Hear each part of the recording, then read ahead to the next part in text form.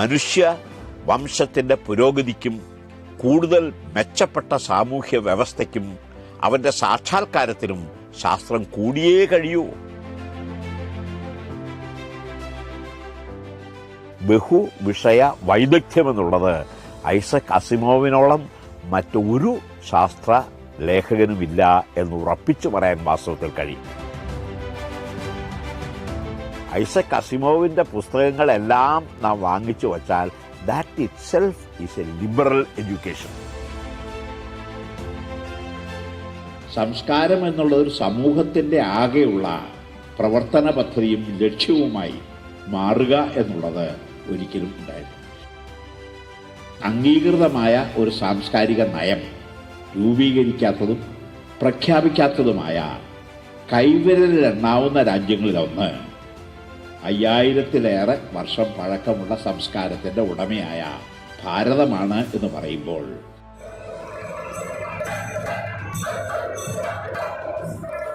മാംസഭുക്കുകളായിട്ടുള്ള ദേവന്മാരുമുണ്ട്.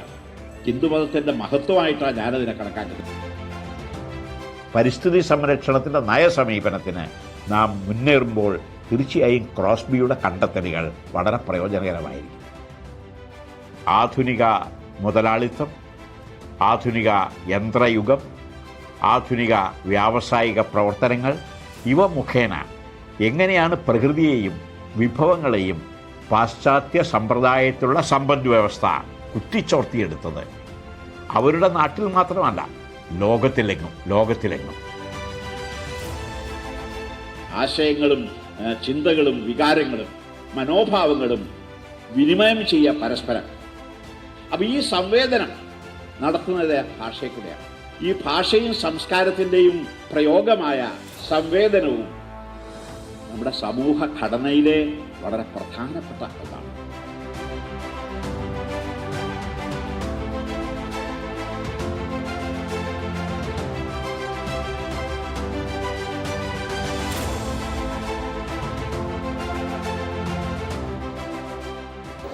One of the most difficult parts of this planning process is not exactly the planning.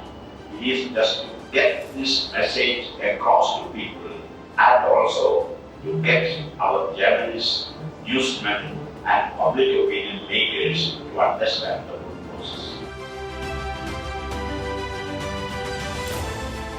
ഈ centre for development of imaging technology ഛായാ സംവേദന വിദ്യയ്ക്ക് വേണ്ടിയുള്ള പ്രതിഷ്ഠാനം